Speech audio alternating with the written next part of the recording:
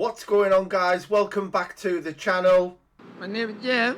We're a little overdue, but the road to rebirth is finally here. Let's get into it.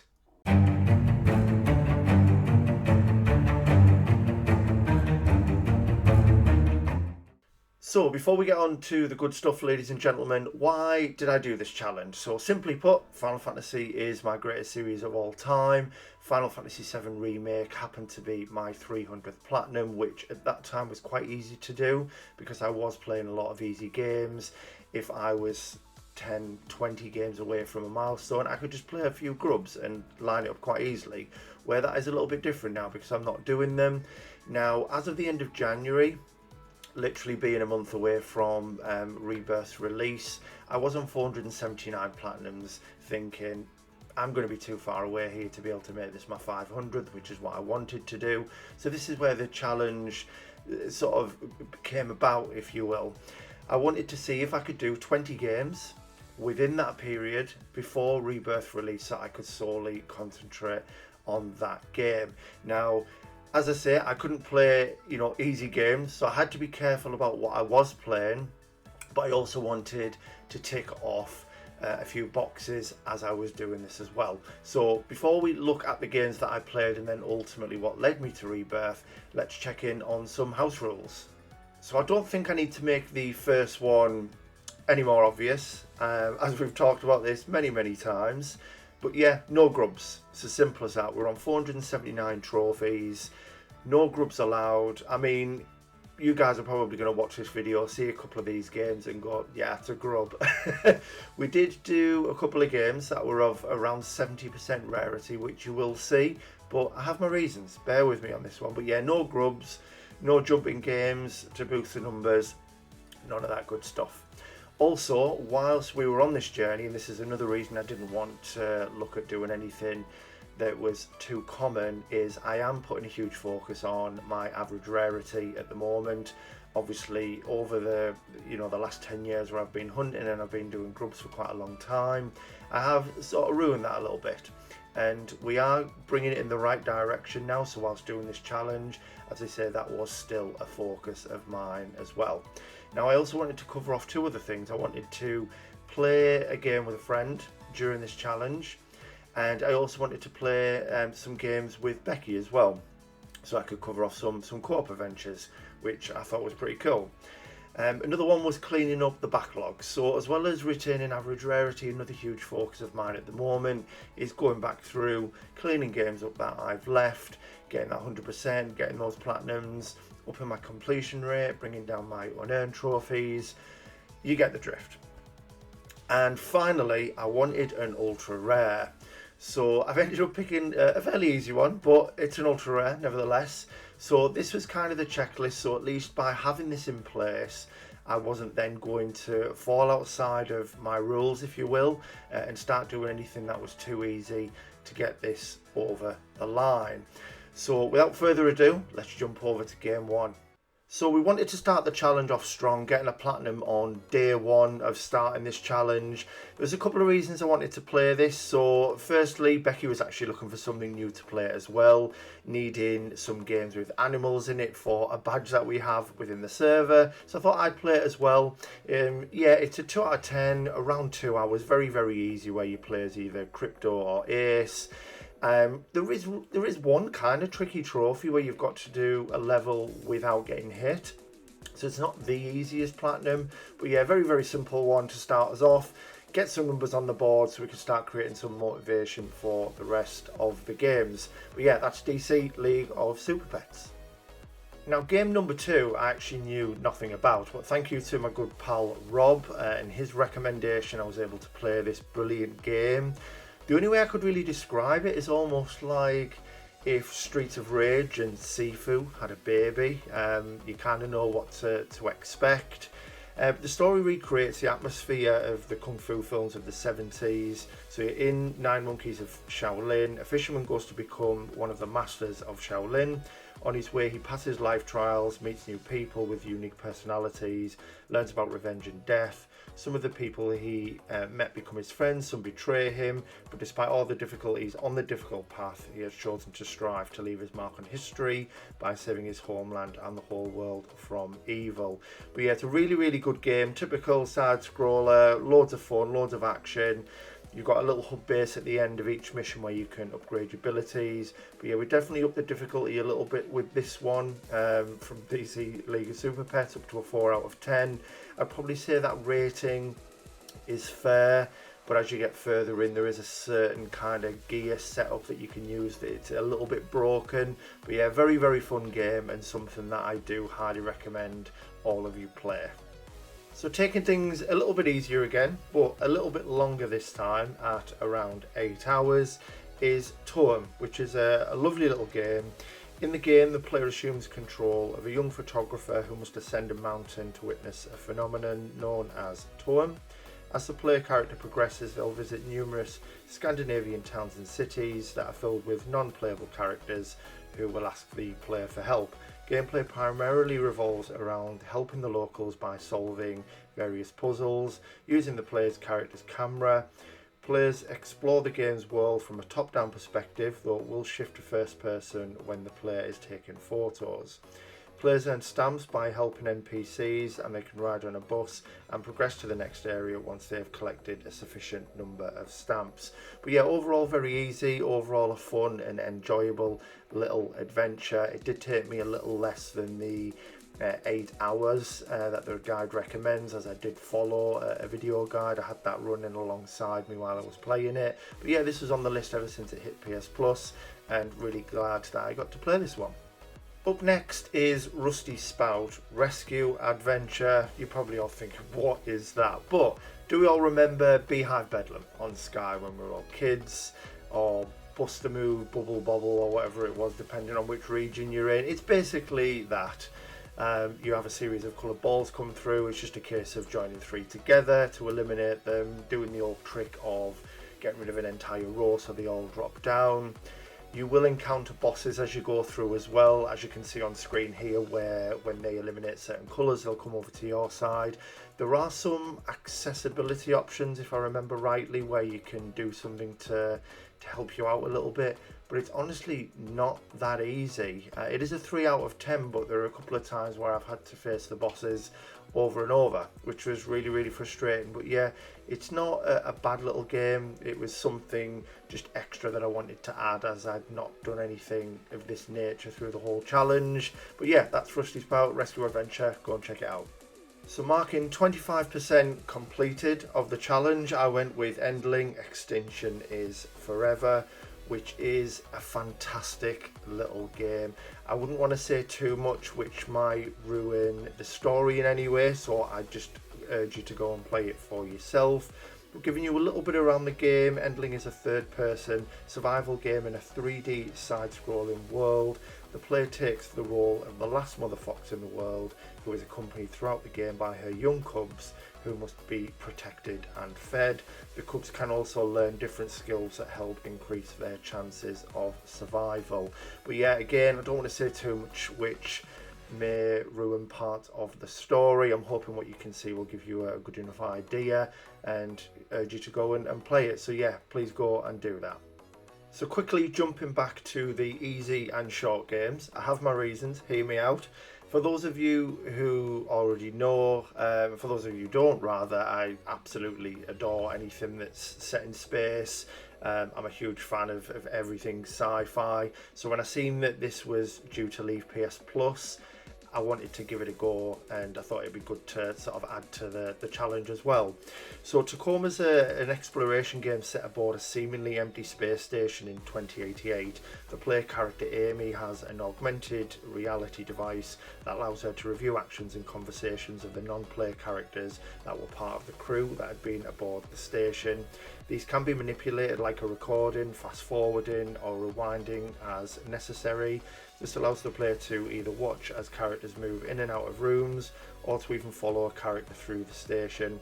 This is used to help identify clues to proceed further in the game, such as to identify the key code for a locked door, The AR device also has a fictional email system where additional information is relayed to the player. Now, there is no guide for this on PSMP, but following a walkthrough, I did it in just over an hour, and I would probably put it at a 1 out of 10 because there's no combat, it's just a case of exploring. But yeah, really fun game. If it's ever cheap enough, definitely get it, and if it ever hits PS Plus again, absolutely make sure you play this one.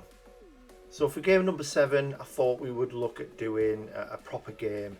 Now, well, certainly a proper game compared to the others we've done so far. It's not my favourite Assassin's Creed, but the reason that we had done this one is, as we were looking at the rules at the beginning, a part of the challenge I did want to concentrate on cleaning up my backlog as well as looking at some new games.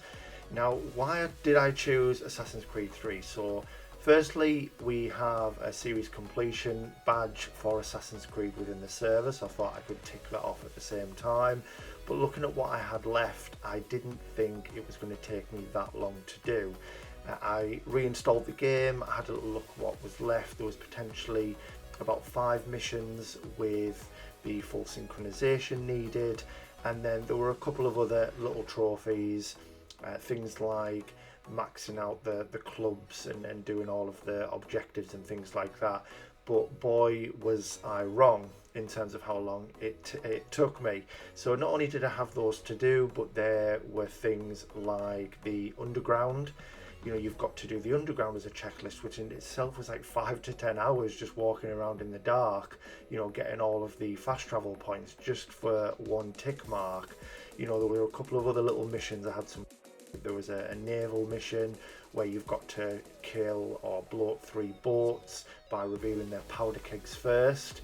But I'm at a point in the game where my ship was that strong, it was just killing, you know, it was just sinking them straight away. It was a really frustrating one. I wasn't a big fan of the game to begin with, and that just put an even worse taste in my mouth. I'm not a huge fan of Connor as a character anyway, but yeah, that's Assassin's Creed 3, but we got it done in the end. So to game number 8, and the first co-op game on the list. So I actually played the first one of these with my good friend Rob, so it only made sense that we did the second one as well, so I could also tick off on the criteria that I set at the start of playing games with friends. Now, these games are absolutely brilliant and a lot of fun to play. If you haven't played them already, basically how it works is you play co-op, you're in separate parts of a castle, and the only way that you can escape is by taking instructions from your friends. So you can't get out of the room that you're in without them relaying instructions to you, and vice versa until you get out at the end. But there are so many laughs to be had because you're having to describe shapes and things like that to each other for puzzles, and it does get quite hilarious, especially when shapes then get described as private parts. So yeah, that was a lot of fun when we were doing that. But yeah, a lot of fun to be had with these ones, and I'm very much looking forward to playing the rest of them with Rob. But yeah, go and check these out if you're looking for a co-op adventure with a friend. So back to the single player stuff, and a little trickier this time. Untitled Goose Game coming in at a 4 out of 10 difficulty. A game which I do highly recommend. There's a lot of laughs to be had. It's a lot of fun. Definitely give this one a go. For those who are unfamiliar, it's set in a quiet English village. The game follows a domestic goose controlled by the player that can honk, duck down, run, flap its wings and grab objects with its beak to bother villagers. The village is split up into multiple areas, each of which has a to-do list of objectives, such as stealing certain objects or tricking humans into doing specific things. When enough of these objectives are completed, the goose is allowed to move on to the next area. Now, where the challenge of this 4 out of 10 comes in is there are speedrun trophies tied to each of the 4 areas where you have to complete the checklist within a certain amount of time. They're not so bad. I had a guide running next to me and I was just watching like 10-20 second segments at a time and then recreating that in my own game. There is a little sort of RNG to it because sometimes the AI move in different ways and they go off in different directions, pick different things up, which stops you doing what you were meant to. But you can just repeat it. It's not the end of the world, and yeah, it's not that difficult. Maybe a 3 out of 10 depending on your skill level. But yeah, definitely give this one a go. It is a lot of fun, and it can also be played co-op as well if you'd like to. So, to another clean-up game. So halfway through the challenge now, I did pick up another game from my list that I'd already had 3/4 of the trophies on. So yeah, similar to Assassin's Creed 3, I picked up Yooka-Laylee because I didn't think it was going to take me that long to do, but I was wrong again, like I generally am. So the problem with this game is collecting all quills, for example. Although it does tell you within each level how many you've got, it doesn't say which ones you're missing in any way. So I found that I had to watch hours and hours of guides to, find the ones that I was missing. And like any time you watch videos, it's always the quills at the very, very end of the video. It was never the ones at the beginning, so I could collect them and then move to the next world. So a lot of time was spent cleaning this up and then getting the missing pages. It's not a bad little game, it was just a little frustrating going back after a couple of years, getting used to all the controls again. Yeah, it was a little strange, but yeah, not too bad. But what I would say is, what were they thinking with those character voices? Very annoying. So after the headache that Yooka-Laylee had gave me, I needed something just to cleanse, reset, so I could get that motivation back for the challenge, because I'll be honest, I was very annoyed after that game. I had seen Becky just complete unpacking, so it seemed like the perfect choice. Yeah, it's very, very easy. For those who are unfamiliar, you're simply dropped into scenarios throughout your life, unpacking boxes and simply placing them into the rooms. It does exactly what it says on the tin, and it was exactly what I needed after the last couple of games that I played, and again it just gave me that boost I needed to just go straight back in after getting a quick and simple platinum, put it that way. So game number 12 brings the ultra rare that we went for, and this is the game that I played with Becky. Now, because I'm very cheesy and so is she, we decided to start this on Valentine's Day as well, because there are a lot of trophies that are tied to dating, love, being a great couple, all of that amazing stuff. But yeah, what an absolute blast we had with this game. It's so much fun. It can be played solo, but I do highly recommend you play it with someone else. Now, how it works is someone will be potentially controlling the movement of the ship while someone is controlling the guns, but at any time you can kind of move around using power-ups and shields and just navigating through different environments in space.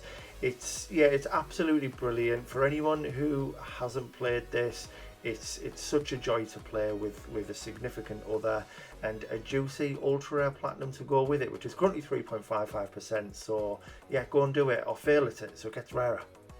So game 13 brought me my first racer. I'm a huge fan of racing games, so I absolutely had to add one to this challenge, and it was Xenon Racer that caught my eye. I think it was like £1.29 or something on the store, so I thought, why not?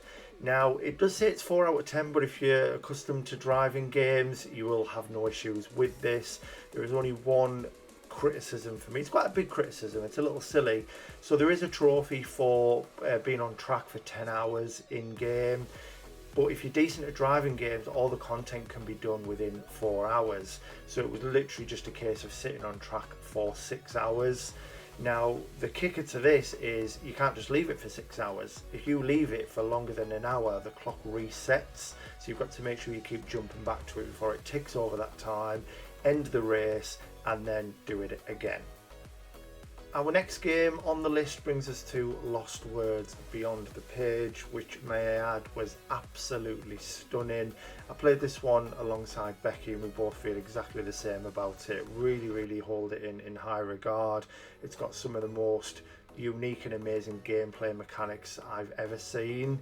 I do think it's that good. Now, Lost Words, for those who aren't familiar with this entry, it's split into 2 separate gameplay modes, one of which takes place in the fantasy world of Astoria and the other in Izzy's journal. Within the journal, words are used as platforms which can be used to navigate through Izzy's diary. Asterisks allow the player to read additional text, and both words and sketches are used to move to further the pages. Words are used by the player to interact with the world by casting spells and solving puzzles. Each level also has 20 fireflies as a collectible as well, which can be collected throughout the game. Collecting all fireflies will unlock the game's true ending.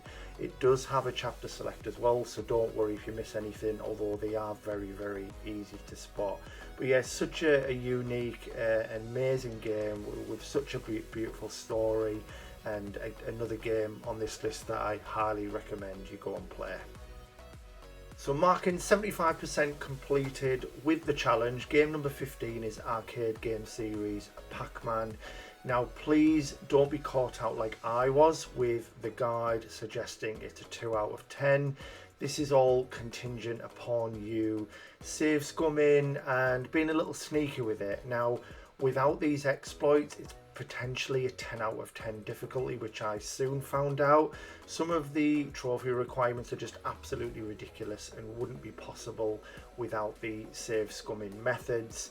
With that, it didn't take me a long time at all. It was really around 2 hours, so yeah, it wasn't so bad. It did unlock a lot of childhood memories as well, which I really enjoyed, but I'm just so glad there was a method for this, because when I started it I was starting to think that this was impossible. So if you are planning on playing this, it is pretty cool. I enjoyed it and I do recommend it, but do bear in mind that you are going to have to do a lot of, you know, ending the application and, you know, uploading saves and coming back on to potentially die straight away to do it all over again. It can be a little frustrating, but very doable and a good little fun game as well. The next game on the list is The Gardens Between, which was another game that I played alongside Becky, and if you can see a theme happening here, another game we thoroughly enjoyed. Now with The Gardens Between, the player doesn't control arena and friend, but instead makes time pass forwards and backwards. As time moves forwards, the pair walk down the pathway with the viewpoint following them, sometimes taking different branches if the pathway is forked.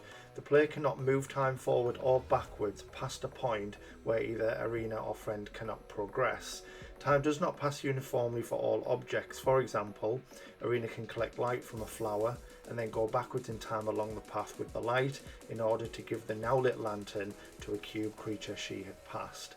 Friend can also activate devices that let the player move time forwards and backwards just for a specific object, such as a radio or garden hose.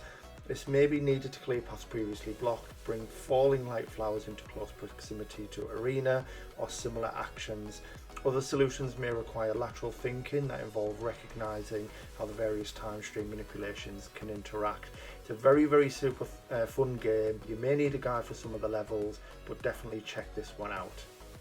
Up next on the challenge was Crisis. We hadn't yet done a first person shooter game, and as we were getting closer to the end of the challenge, I was looking for games that were around the 10-hour mark, and this just seemed to tick all of the boxes. Now it's a series that's just sort of gone by with me. I didn't know a lot about it, and it was actually really nice because I was pleasantly surprised by what I got. Being a kind of big Call of Duty fan, Battlefield fan, I was going into this expecting more of the same, typical soldier, typical bad guys. What I wasn't expecting was these, you know, nano suits that the good guys are wearing, you know, alien threats. It was a surprise at every turn. You know, kind of couple that up with the great gunplay, you know, the brilliant level design.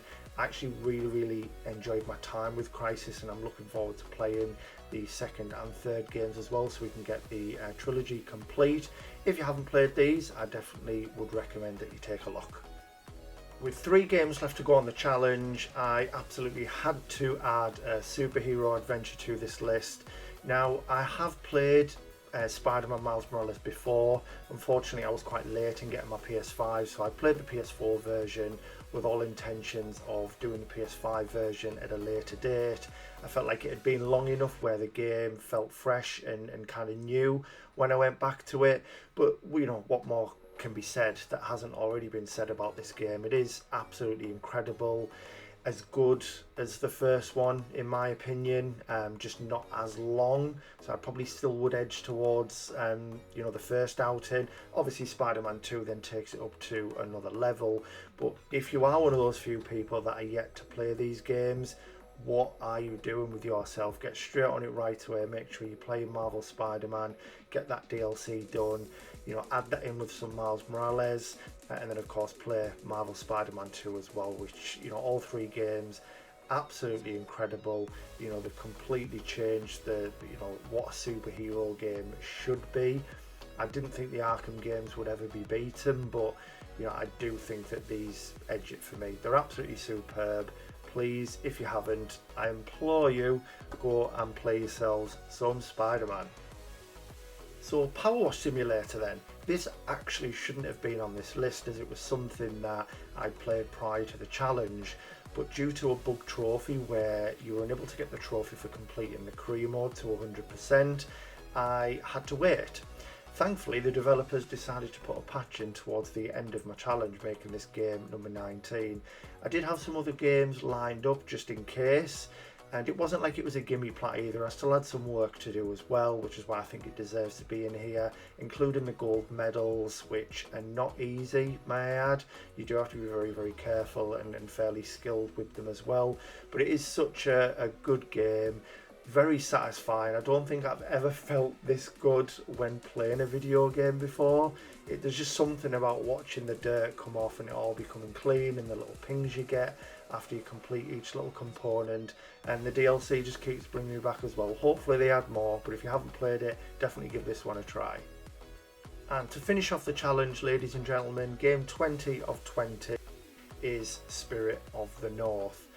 Not the most difficult game, but because of what we had done in such a short space of time, I did want to finish the challenge with something a little bit more chilled, a little bit more relaxed, and Spirit of the North was exactly that. It's a lovely little game with a beautiful story, playing as a fox in third person, doing plenty of exploring and puzzle solving. It did everything that I needed it to anyway for the final game. But in terms of the challenge, I was just really pleased to get this over the line. This was kind of going into the last day. I didn't, when I started this, think that I was going to get it finished. You know, juggling a full-time job and having a partner and things, it did make it tricky, but I was really, really happy to get this challenge over the line. So there we go, ladies and gentlemen, challenge completed, and hopefully you're still here because we still have the main event to go. Before I do that though, just one or two things on the challenge. Overall, very, very pleased with it that I seen it through. Also, going back to the criteria that I set out, I'm very pleased that I stuck to that.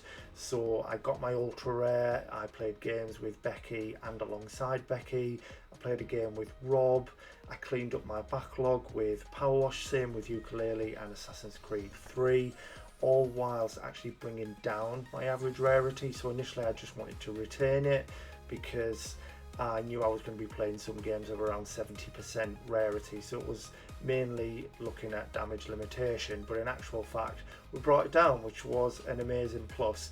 Now, where we go from here then, so I had a couple of ideas of how I wanted to do this, and as you guys know, I'm not a big fan of writing scripts and kind of pre-planning. I don't feel it's necessarily genuine or from the heart. So what I'm going to do is just go through the trophy list, talk about the game, my feelings, the trophy specifically. We may look at some clips and things from when I played it as well. So that being said, there will be a little bit of a spoiler warning here. If you haven't played the game, maybe come back to this video at a later date, as I will be going into a lot of detail about Final Fantasy VII Rebirth. But without further ado, let's get to it. So I finally get to talk about Final Fantasy VII Rebirth, which I've obviously been very excited to do, as you guys would expect. I've wanted to talk about it a lot more when me and Becky have been doing the monthly reviews, but of course we have so many other games and things to talk about. But here we are finally, and I'd like to think everyone does already know this, but for those who don't, Final Fantasy VII Rebirth is part 2 of a remake trilogy, which is based of course on the 1997 Final Fantasy VII, the OG, which up until now was actually my favourite game of all time. You know, it had been for many years until this absolute beaut came along, which from start to finish is absolutely incredible. Now, the one thing that did scare me though going into this, because I'd done this whole challenge, I'd planned it for number 500, and then I seen an 8 out of 10 difficulty 200 hour platinum. So I'm panicking already because I'm not the most skilled gamer in the world, but what did give me hope is it was a game I was familiar with. Even looking at the trophy guide at the beginning before anyone had earned anything, it looked quite similar to the, to remakes. I couldn't quite put my finger on what it was that was causing it, to be so difficult. It was a real strange one, and even now the rarity surprises me because of how long and how difficult it is. And I think it's testament to, you know, how amazing the game is that people have wanted to get it over the line.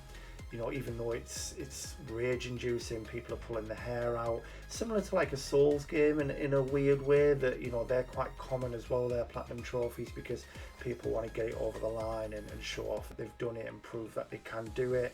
I think that has happened here as well, so I'd be, you know, it wouldn't surprise me if the rarity did keep jumping up a little bit. Hopefully not. I was hoping it would be an ultra rare when it first came out, because it'd be nice to have an ultra rare Final Fantasy game, but never mind. I'm just glad I got it done and got my 500th platinum, which we will see. Now, full disclaimer, before you're seeing this exact clip right now, I have tried talking about this already, and knowing me and how much I like to waffle, it went on far too long. I was barely 10 trophies in. I talked for like half an hour. So I thought I need to start again and streamline it and maybe just talk about the sort of the big points of this. But yeah, we'll keep it that way, I think, because otherwise, again, it could be a 10-hour video. We want to keep it shorter. So the game in a whole, it's anyway, it's absolutely exceptional.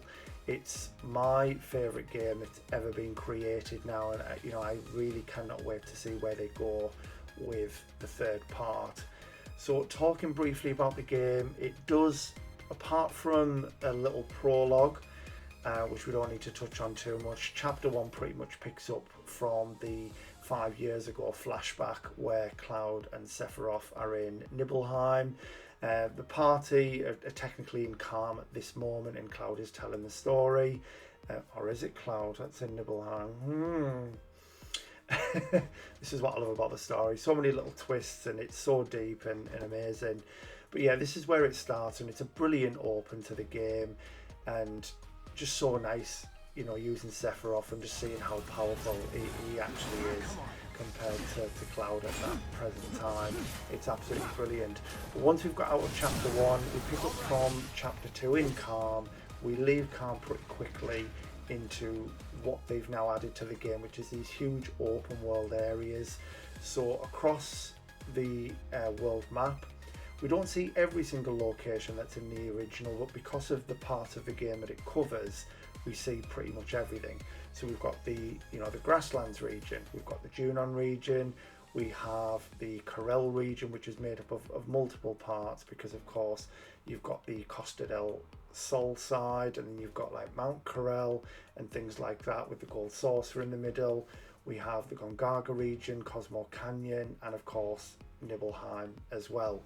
So yeah, we leave into this huge open world, which that moment when you leave Calm through the tunnels, and you've probably all seen it on the trailer where Cloud opens the door, we get the bright light, and it's just the freedom that the game is showing you that you have now.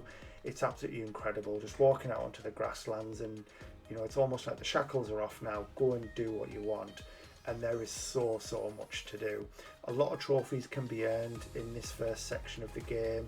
You know, you're introduced to the new card game Queen's Blood, which is incredible. I'm a big fan of a card game. You know, Triple Triad from FF8, Gwent from The Witcher, you know, even Midnight Suns, which I'm playing at the moment, is a card game as a whole, isn't it? So yeah, I really do enjoy a card game, and Queen's Blood is phenomenal. But yeah, you've got so much to do in the open world. Things people are not going to like, you know, you've got like a typical Ubisoft, you know, towers to climb up and sink and unlock points of interest. But other than that, there are so many different things and variations of activities to do. It does get a little bit repetitive as you get to, you know, your 5th and 6th open world, and you're still climbing the same type of tower, or you're doing the same type of monsters. But it's Final Fantasy, so I absolutely love it. But yeah, if you look at the screen, you'll find that a lot of these trophies you will get in the first few hours. You know, typically, you know, staggering enemies for the first time when you first battle, first limit break, invoking summon for the first time, defeating a first summon, level up an orb of materia, max out a weapon proficiency. It does give you quite a lot for doing the first thing of a lot of different things, and it's just, yeah, it just throws them at you. But it's after that when they start to become a little bit more difficult, should we say. They don't pop quite as often, put it that way. Yeah, so the grasslands is pretty much all of chapter 2, all the way up to the Midgazorlum, which is the Midgard Zorma, all one word and a bit of a mouthful on this one. So yeah, chapter 2 takes us pretty much up to the end of that, which is now a boss battle rather than just making your way over the marshes and being able to avoid it.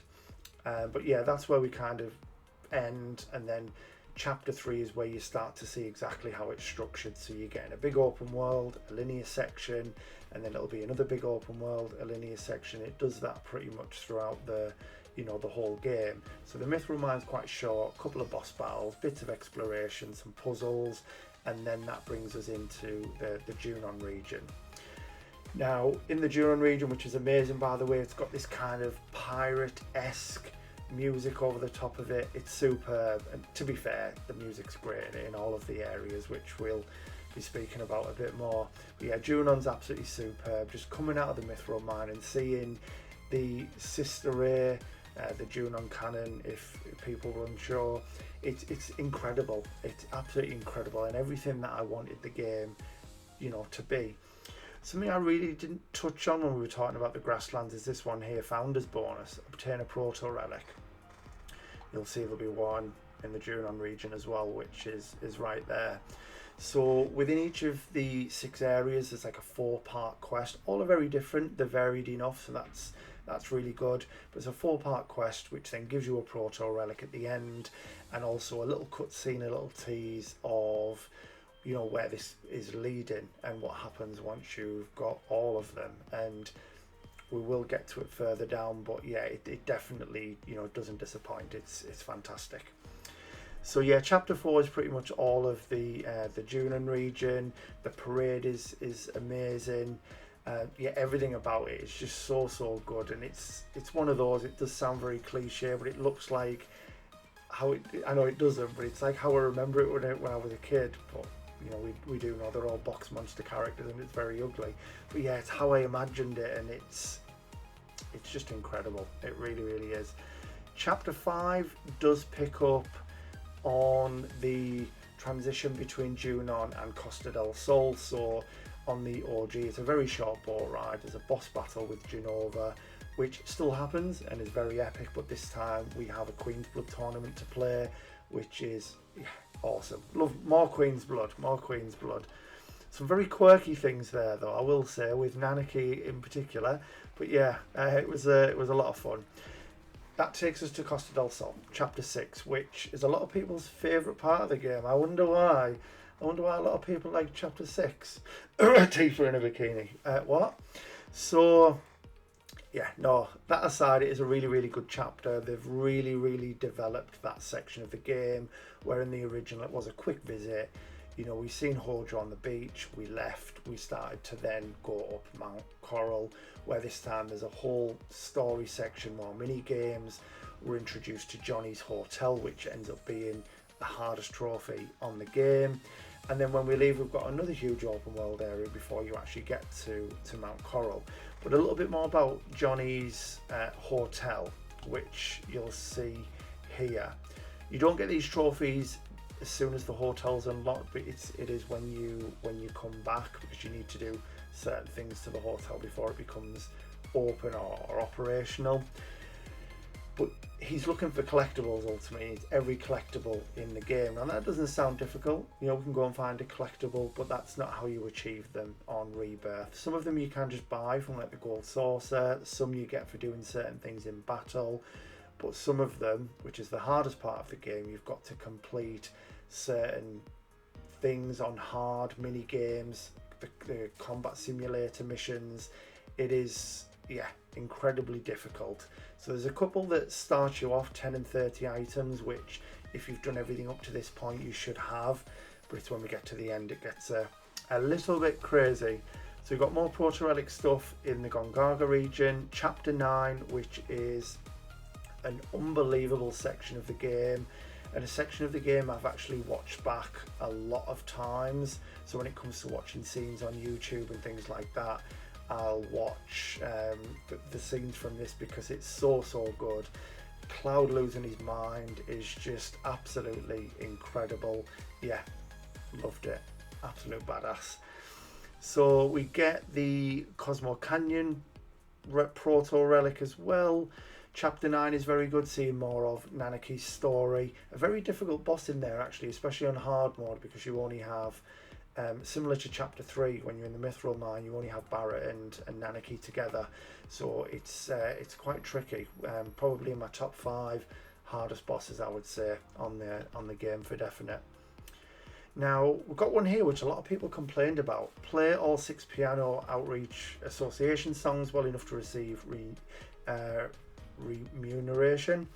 So you can get a star rank on these for getting 100% on the song, playing all notes perfectly, although you do only need an A rank to actually get the trophies, and they're not so bad. I've seen a lot of people complaining online about them, but honestly, if you're struggling, you've got a second person, just one person concentrate on one analog stick, one concentrate on the other, and it is honestly very easy. And like always, as I'm recording, Bucky's having a little rummage on a bag and making loads of noise every time. Chapter 11, really good chapter, great section of the game. This is when we go to the Shinra mansion and we're introduced to Vincent. There's a whole load of stuff going on in there. It's absolutely superb. Couple of moments that probably weren't the best. I know a lot of people weren't happy about it, which were the Kate Sith sections fighting on his own, and also the box throwing mechanic that you had to do with him. It was a little bit off in places, a little bit frustrating, but it was only a short segment, so it wasn't the end of the world. Now, winning all Chocobo races, something that of course is at the Gold Saucer, exactly like the original. A part I was very much looking forward to because I really loved it. I do just wish they kept the breeding mechanic in, because that was superb. Instead, we just get a different coloured Chocobo in each region that can all do something different. And then when you are in the Chocobo races, you can apply like armors, cosmetics that allow them to do different things within the race, just to give you that advantage. But honestly, it's pretty much Mario Kart but Chocobo racing. It's really good, considering it's just a little part of a huge game. It's really fun. I think they need to make Chocobo racing a full game. Well, it doesn't have to be like 50 quid, just a 25 quid Chocobo racing deluxe. I don't know, making stuff up, but it's fun. It's very fun. So we've got the Johnny's 5-star hotel trophy, which is the last one you would get before the final trophy of the game, which is for donating 60 items. So again, assuming you're doing everything up to this point, this should be around where this trophy would pop for you. If you're skipping a lot of things and you're leaving hard modes of the mini games till later, yeah, you're gonna be way off. But I would try and do them as you go. When I think about how hard some of the mini games were, I could think of nothing worse than leaving all of them to the end and having to grind through. Thankfully, when I did get to the end, I only had the Cactuar mini game to do with Aerith. Yuffies were dead easy, but Aeriths were a bit of a pain, so I came back to them.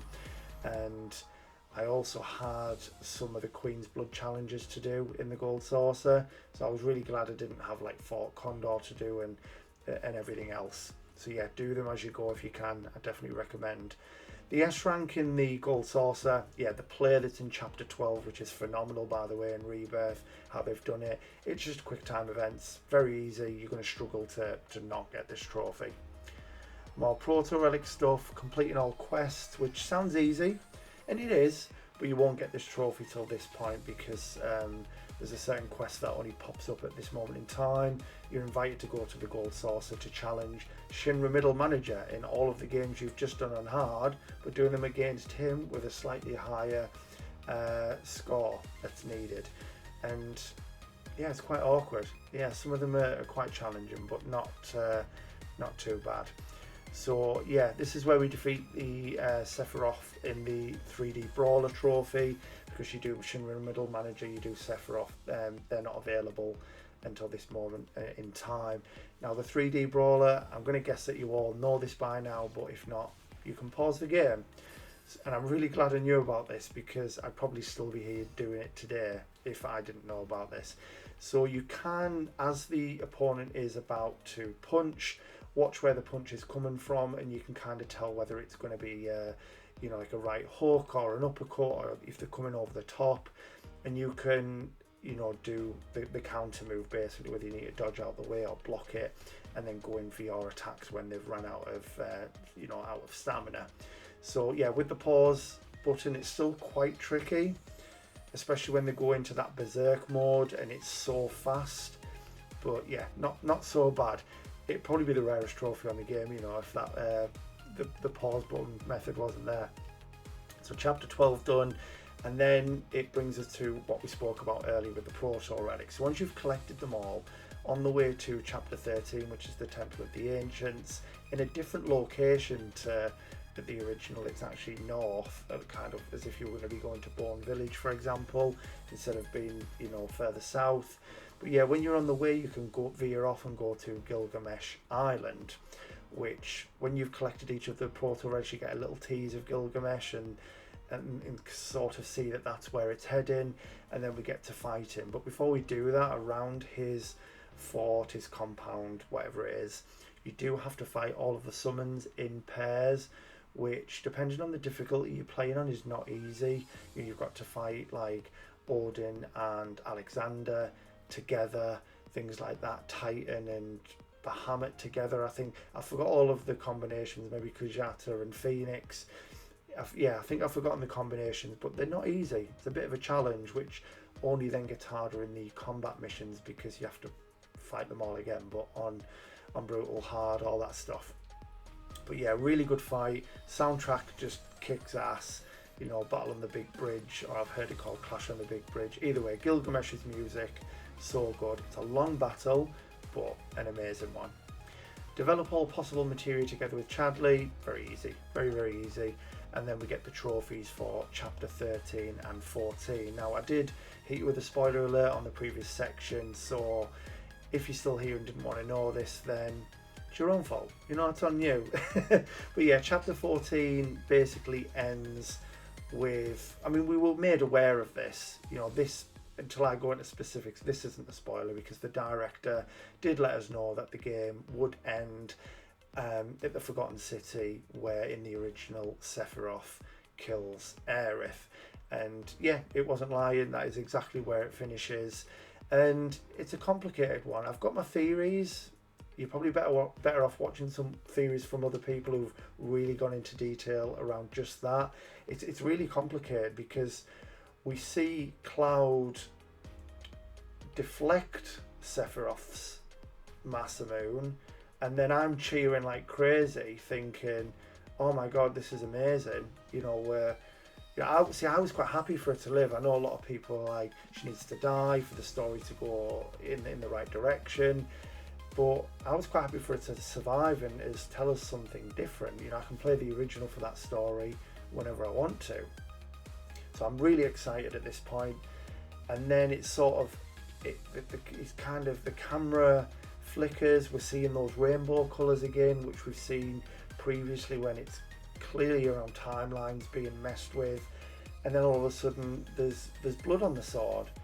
So it's like, what's happened? Has she survived in one timeline, not in another?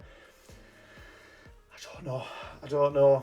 You know, I've been thinking about it since I've finished the game, and yeah, I watch a lot of theory videos. I still don't know. We're not going to know until the third game. She's clearly going to still play a big part, but in what form that is, whether it be some like Obi-Wan Kenobi spirit form or what, I really, really don't know. But it was such an amazing ending, and I will say it right now that I probably cried 3 or 4 times, which started in chapter 13 actually. So for those of you who have played this, you'll know exactly where I'm going with this, but for those who haven't, there is a certain section of the game where each of the characters go off and do a trial on their own, and Aerith's is where this started for me. It's absolutely heartbreaking. So you're controlling Aerith when she was a kid, which is where she gets off of the train in Midgar, and if Falna's dying by the side of the train, she's running around looking for help, and it's just the interaction between them both. It's, yeah, honestly, it's absolutely heartbreaking, and I think, you know, a lot of people would play it and be like, what are you crying for? But if you've loved the game for as long as I have, and you've been attached to these characters for so long, honestly, it's easily done. And it just didn't stop until the end of the game, because there's so many moments I felt like I'd calmed down again, and then I was gone once more. But I'm really happy with how it's finished. The only way I'll be disappointed is the next one if they don't get it right, because it would undo how I feel about this one, I think. So although it's my greatest game ever now, I think they could make me like the original more again if they don't get part 3 right. If all this exposition, you know, doesn't pay off and isn't explained and come to the closure that we're looking for, it could undo Rebirth a little bit. But on its own, what a game, unbelievable. So this kind of takes us to end game stuff at this point. So complete all bouts in the Musclehead Coliseum, very easy. It's not like Chadley Simulator. There's just a few more battles at guarded that you can kind of go and do. Dealing 300% or more damage to stagger an enemy is easy. I just did this against Alexander on a harder difficulty where he doesn't die straight away, and you can build up that stagger with Tifa using things like True Strike and what have you, which really pump up the stagger percentage. Level 70 is again, it is what it is. It says what it says. A lot of people find that they do finish the game on easy or normal, and then they'll grind it out on the Coliseum.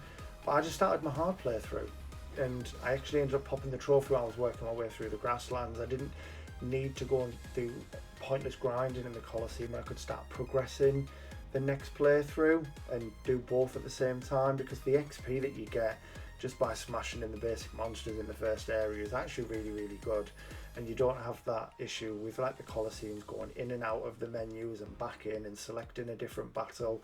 You can just kill the enemies as you're running around, and it'll naturally happen. Master all weapon abilities, limit breaks, including those found in folios.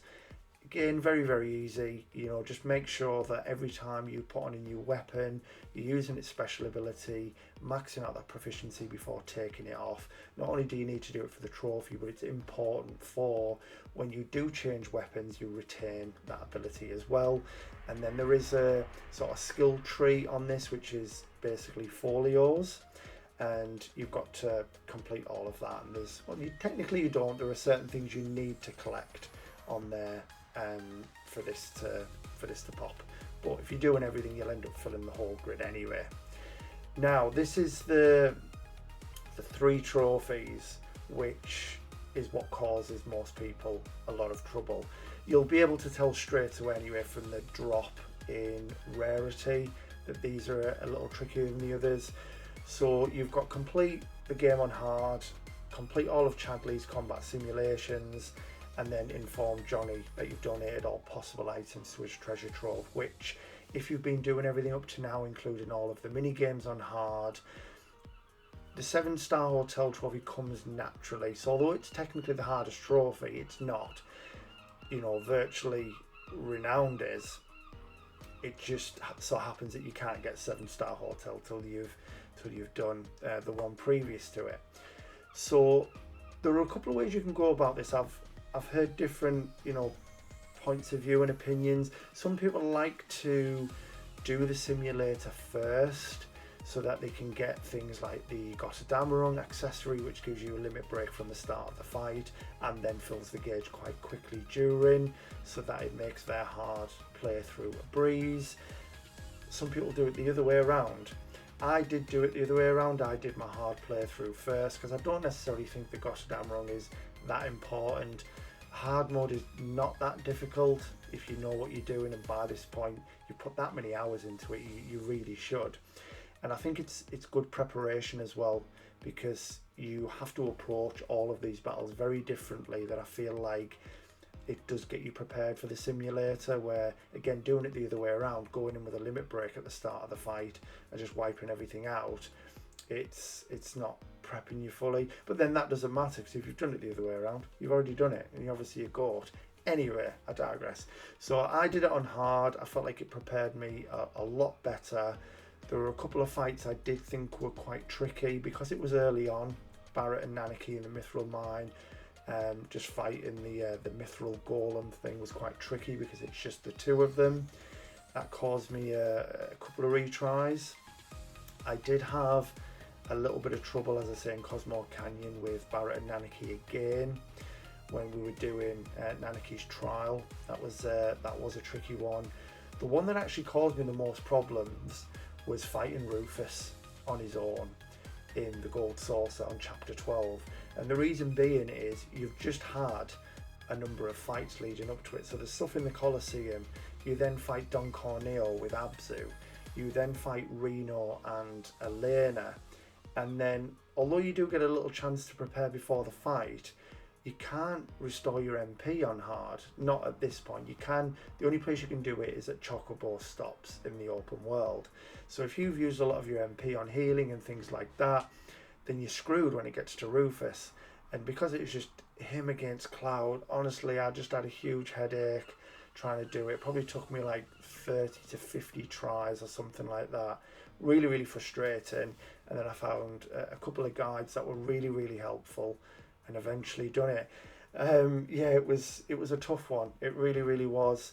Other than that, wasn't so bad. The Ruby Dragon was a little difficult in the Temple of the Ancients because it did this crazy area attack where the entire floor was lava, and it was just a case of getting everyone out of the way.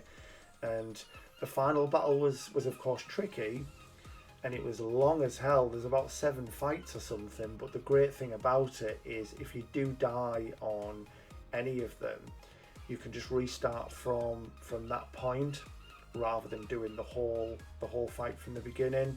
So it kind of took the pressure off a little bit. I think if you had to fight all 7 in a row, yeah, really difficult. But because I knew I could just restart from that encounter, then it's not so bad. Which does also bring me on to something. When it comes to doing this, if you haven't already, be very, very careful of the option that you pick. I don't know if they've changed it now since I've done this, but if you die on a multi-encounter boss battle, one of the options, it looks like it's the option to do it from that point, and it actually starts you from the very, very beginning. It's caught a lot of people out online. I can't remember off the top of my head which one's which, but when it gets to that, make sure you research which one to click, because it's like restart from this battle, restart from the start of the battle, restart from this encounter. They're all very misleading. They all could mean the same thing and not the same thing at all. So it's just what the hell do you pick? Yeah, so hard mode, difficult but not so bad. The last trophy then. Now, I had to have a little bit of a break with this. So as you'll be able to see, if you look at where I've got the Of Hardy stock trophy, there was then 2 months and a week between me getting that and the simulator missions, because not only are there so many, but they're so difficult, they were really draining, and I was having to have breaks in between. They are so difficult.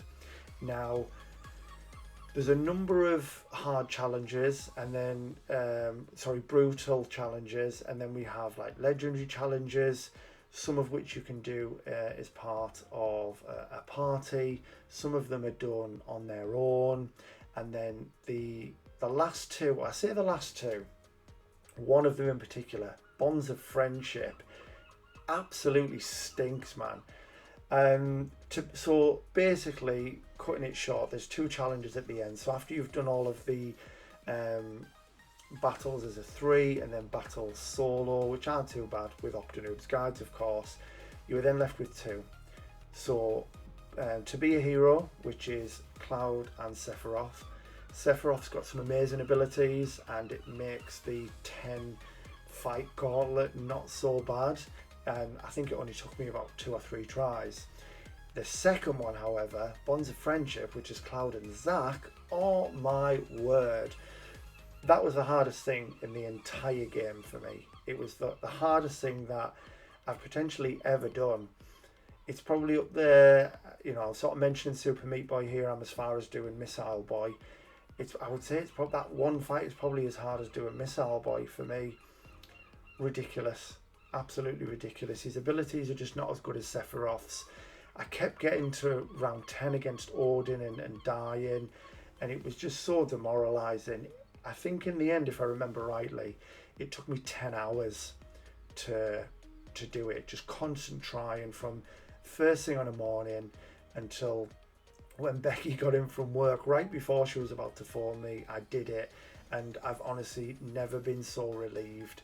It was such an amazing feeling, because once you've got that done, because there's still the hotel trophy, it's just such a relief, because you know that it's all done. But I've never saved a game so fast in my entire life. The battle finished, I'm skipping out of it, I have options, save the game, and then I sort of laid on the floor, and I had sweat patches from my armpits down to my waist.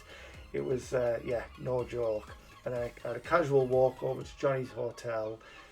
You get the little cutscene, and there was the platinum. And all you get is the One-Winged Angel sheet music out of the treasure chest. What's all that about? I expected something better. Thankfully, you don't have to play that for the platinum. Blimey, that is tough. But yeah, it's such an amazing game.